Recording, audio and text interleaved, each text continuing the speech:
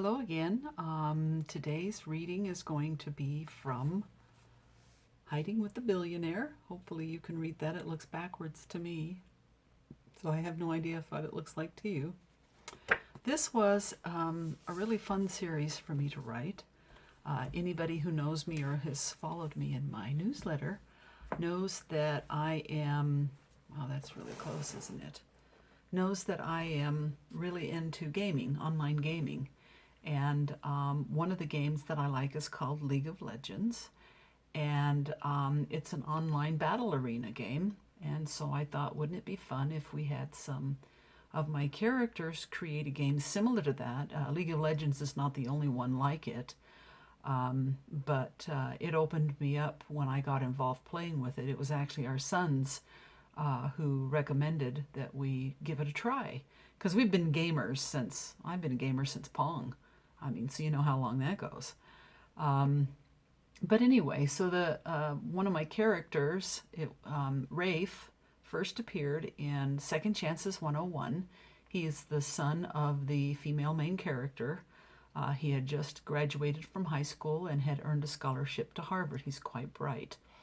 And I snuck in a cameo appearance for one of the characters from the Safe Harbors series, Ethan Walters. He's the stepbrother for Braden Randolph from A Change of Plans and the books in that series.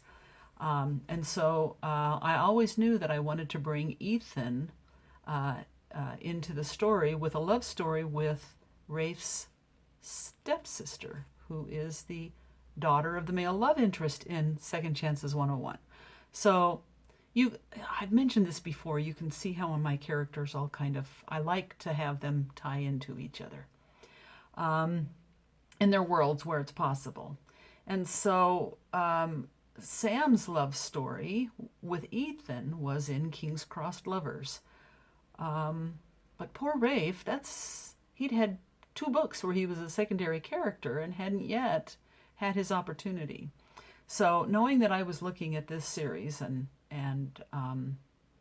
had fun ideas for what I wanted to do with it, I decided this was Rafe's chance. It would tell his story about how he and his friends, which were referenced in King's Cross Lovers as having been working on a game they hoped to publish. Well, the game got really successful, and when they sold it, it sold for billions, and they reinvested their money, the 4 guys did, and created this game called REKD. It's REKD. It's their initials, Rafe, Ezreal, Kane, and Darius. So each one of those 4 guys gets a book. That's one of the billionaires, each one of them. And so REKD is a play on words because REKT is a gaming term meaning that you got wrecked. Like, you know, a car wreck? Well, you got wrecked in a game, which means you lost bad. So anyway, this is the beginning. These are all romantic suspense stories. And in this particular one, Rafe has been successful now for about 3 years. He's the CEO of their company, REKD Gaming. Chapter 1.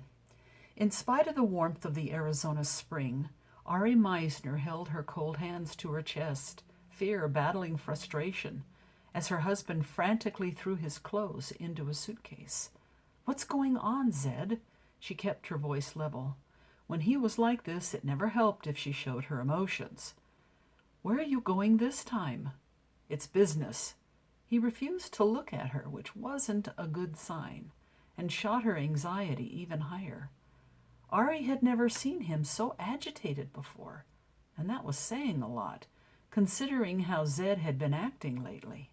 What had he gotten himself into? She wished for the time when he'd have trusted her with it, when they'd first married. They'd told each other everything back then. The way he'd started pulling back from her had been gradual, subtle. She hadn't recognized it until he'd taken that new job last year. "Why won't you tell me anything?" She stepped closer. "It's better if you don't know." Better if she didn't know? She watched him grab his socks from his dresser and toss them into the suitcase. It was like she was staring at a stranger. She didn't even feel like she knew him at all anymore. Last year, when he'd started working late or attending meetings out of town, she'd thought it was just the new job. She'd tried to get him to talk about what he was working on, but he'd always turned secretive. Why? He was a certified public accountant. It wasn't like she was asking him for client information. That had been when she'd first considered that there might be someone else. The thought had paralyzed her for a while. Was this what her mother had gone through? Seeing the signs and watching her husband pull away from her, unable to do anything to stop it? Finally, in desperation, Ahri asked Zed straight out if he was seeing someone else. He told her to stop being stupid. His response had been so indignant, so honest, that she'd believed him. The confrontation hadn't stopped his secretiveness, though, or kept him from moving into the spare bedroom. They'd stopped going out, both as a couple and individually, with friends. It was like they existed in two bubbles within a bubble, excluded from